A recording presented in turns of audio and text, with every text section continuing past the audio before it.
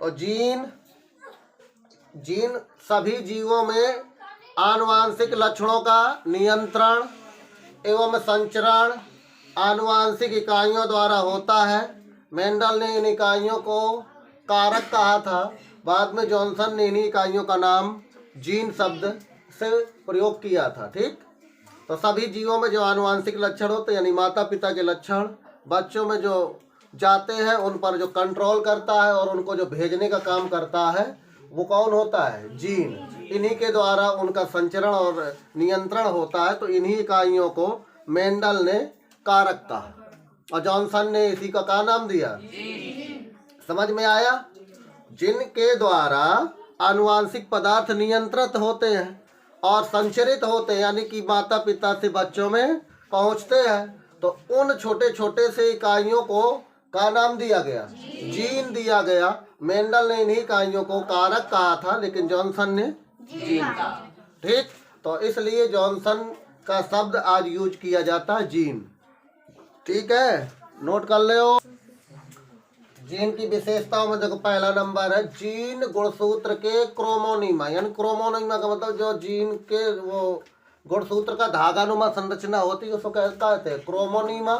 पर माला के मोतियों के समान, जैसे माला में यानी कि धागे में मोती के मोती डाल दो तो माला बन जाता है, उसी प्रकार से ये रैखिक क्रम में लगी रहती हैं जो आनुवांशिक लक्षण का नियंत्रण करती है।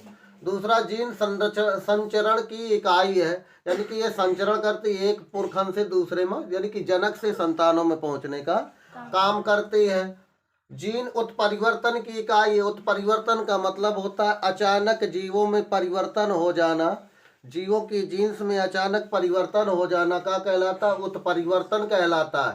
उत्परिवर्तन के जनक कौन है बताइए? उत्परिवर्तन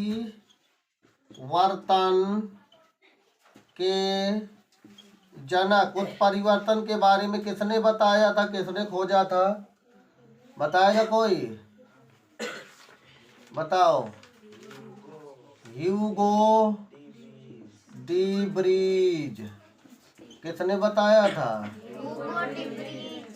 ह्यूगो डी ब्रीज ने बताया था। समझ में आया? उत्परिवर्तन माने क्या होता? जीवों के जीन्स में अचानक परिवर्तन हो जाए उसे उत्परिवर्तन कहते। जैसे माता पिता के लक्षण बिल्कुल बच्चों में अलग हो जाए, माता पिता के लक्षणों से बिल्कुल बच्चे के लक्षण अलग हो जाए तो इसका मतलब एकाएक अचानक उसके जीन्सों में परिवर्तन हो गया, इसे क्या कहते हैं? उत्परिवर्तन कहते हैं। तो ये जिसकी संरचना में परिवर्तन होता है। जीन कार्यकी की इकाई है। यह जीवों के विभिन्न लक्षणों का भी नियंत्रण करती है। माता पिता के लक्षण बच्चों में पहुंचाने का काम इसी पर नियंत्रण और समन्वय भी करती है। जीन डीएनए का वह भाग है, यानी कि जीन डीएनए का एक हिस्सा है जिसमें एक प्रोटीन या पॉलीपेप्टाइड श्रृंखला के संश्लेषण की सूचना मिलती है। तो इससे पॉलीपेप्टाइड या फिर प्रोटीन के श्रृंखलन की सूचना का ये केंद्र है कौन? जीन। तो जीन से जीन डीएनए का पार्ट है, हिस्सा है, जिससे एक प्रोटीन या पॉलीपेप्टाइड श्रृंखला के संश्लेषण की सूचना मिलती है। संश्लेषण माने बनना। ठीक, तो उत्परिवर्तन के जनक, उत्परिवर्तन क्या है? यानी कि जीन्स में अचानक परिवर्तन हो जाना, जीवों में अचानक परिवर्तन हो जाना क्या कहलाता है? उत्परिवर्तन।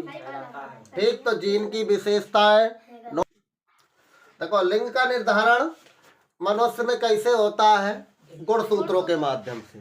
किसके माध्यम से? गुणसूत्र दो प्रकार के होते हैं, यानी कि गुणसूत्रों में दो हिस्से, क्योंकि जो गुणसूत्र होते हैं वो 23 जोड़ी होते हैं। हाँ, पूरे गुणसूत्र होते हैं 23 जोड़ी। 23 जोड़ी का मतलब हो गया 46। 23 जोड़ी गुणसूत्र होते हैं मानव में, जिसमें 46 ठैया कह सकते हो एक साथ। कायिक गुणसूत्र जिन्हें हम ऑटोसोम्स कहते हैं, क्या कहा जाता है? ऑटोसोम। ये 22 जोड़ी होते हैं। हाँ, मतलब 22 जोड़ी का मतलब 44 गुणसूत्र जो होते हैं ये सेम होते हैं स्त्री और पुरुष में। इनमें कोई अंतर नहीं होता। तो कायिक गुणसूत्र 44 स्त्री और पुरुष में सेम, जिन्हें हम क्या कहते हैं, ऑटोसोम्स। ये शरीर का निर्धारण करते हैं। किसका निर्धारण करते हैं? शरीर का निर्धारण करते, यानी इसी से आपके शरीर का निर्माण होता है, मम्मी पापा के जैसा शरीर मिलता है, समझे। तो कायिक गुणसूत्र किसका निर्माण करते हैं, किसका निर्धारण करते हैं? शरीर का। लिंग गुणसूत्र ये स्त्री में अलग होते हैं और पुरुष में अलग होते हैं। ये एक जोड़ी होते, क्योंकि पूरे 22 जोड़ी तो यहाँ गए, और पूरे होते 23 जोड़ी। 23 में से 22 गए तो कितना बचा? एक जोड़ी। एक जोड़ी होते हैं लिंग गुणसूत्र, जो स्त्री के यानी कि बच्ची या बच्चे का निर्धारण करते, लड़की या लड़के का निर्धारण करते हैं। ये एक जोड़ी का मतलब हो गया 2 ठो। तो 44 और 2 46, 23 22 और 1 23। तो लिंग गुणसूत्र काय का निर्धारण करेंगे? बच्चों का निर्धारण करेंगे, यानी कि बिटिया या लड़का का निर्धारण। तो ये एक जोड़ी होते हैं, स्त्री में अलग होते हैं और पुरुष में अलग होते हैं।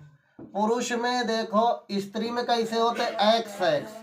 दोनों गुणसूत्र एक्स एक्स होते, जोड़े के रूप में गुणसूत्र सदैव पाए जाते हैं। तो स्त्री में कौन से होते? X x. और पुरुष में होते हैं एक्स वाई। कौन से गुणसूत्र होते हैं? ये बबुआ बच्चों का निर्धारण करते हैं कि बिटिया पैदा होगी या लड़का पैदा। ठीक।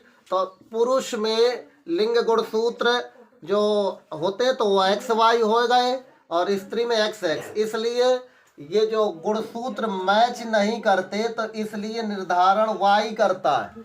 वाई है मुख्य निर्धारण करता। वाई गुणसूत्र मिलेगा तो लड़का, एक्स गुणसूत्र मिलेगी तो समझ गए। तो लिंग का निर्धारण कौन करता है? पुरुष।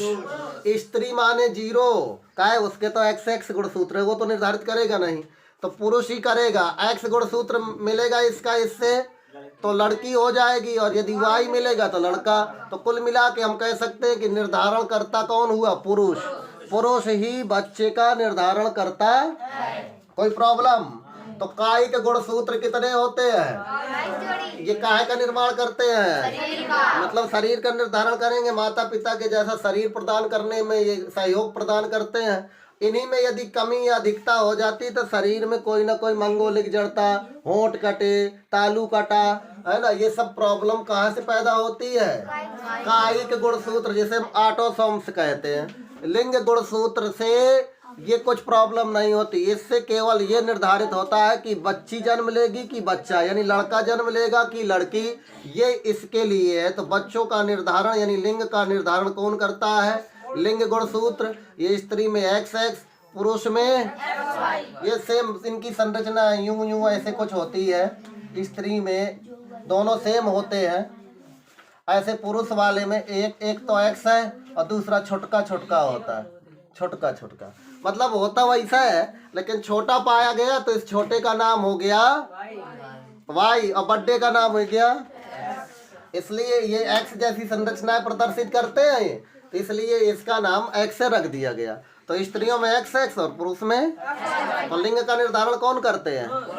पुरुष ही करेगा, स्त्री माने कुछ नहीं। ठीक, समझ में आया? फटाफट। तो लिंग का निर्धारण कैसे होगा? स्त्री में एक्स एक्स से गुणसूत्र पाए जाते हैं। कौन से? लिंग गुणसूत्र। और पुरुष है एक, उसमें एक्स वाई पाए जाते हैं, ये पुरुष हो गया। तो यानी कि पुरुष ही लिंग का निर्धारण करता है, मान सकते हैं आप लोग। अब इसमें देखो, एक गुणसूत्र यहाँ एक्स लिख लो और एक गुणसूत्र यहाँ पर एक्स लिख लो। दोनों एक्स एक्स दोनों लिख लिया अलग अलग। ऐसे इसके पुरुष के लिख लो, एक यहाँ पर एक्स गुणसूत्र लिख लो और यहाँ पर वाई गुणसूत्र लिख लो। यानी स्त्री का एक्स गुणसूत्र से यदि पुरुष का ये एक्स गुणसूत्र मिले, तो देखो एक्स और एक्स मिले तो यहाँ का हो गया एक्स और एक्स, तो क्या हो गई? लड़की। यदि इसी से या इससे कर दो, यदि इससे ये मैच किया होता तो लड़की है ना, एक्स से एक्स मैच कर रहा है। यदि इससे ये मैच किया होता तो एक्स ये और ये, यानी स्त्री का एक्स गुणसूत्र और पुरुष का वाई गुणसूत्र मिला होता तो एक्स वाई माने लड़का।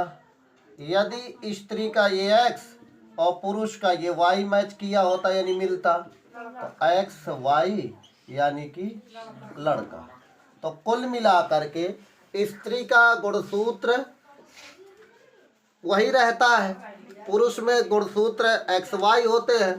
तो पुरुष यदि वाई गुणसूत्र देगा तो लड़का, पुरुष यदि वाई गुणसूत्र देगा तो लड़का। देखो इसके साथ दिया तो लड़का, इसके साथ दिया, ठीक है, और इन्होंने एक्स दिया यदि पुरुष जी ने तो लड़की जी हो गई, है ना। और यदि वाई गुणसूत्र अंडाशय में प्रदर्शित किया तो क्या बन गया, लड़का। तो इसलिए कह सकते हैं आप लोग पुरुष ही है जो लिंग का निर्धारण करता, तो पुरुष के गुणसूत्र ही लिंग का निर्धारण करते हैं कि लड़का होगा कि लड़की होगी। तो ये डायग्राम बना लो जिससे आपको स्पष्ट रूप से समझ में आ जाए कि कौन लड़के और लड़की को निर्धारित करता। हाँ, तो अब यदि कोनो का उल्टा सीधा बोलो किसी स्त्री को, हाँ, कि तुम्हारी बिटिया बिटिया हो रही हैं, तो उस आदमी के 4 लाठी जाके मारना, बता देना कि तुमने उसको बदनाम किया है ना।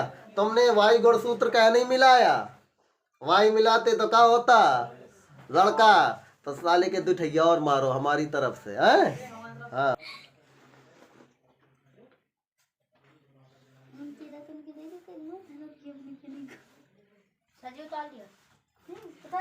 उतार लिया, जाओ आज की यहीं से।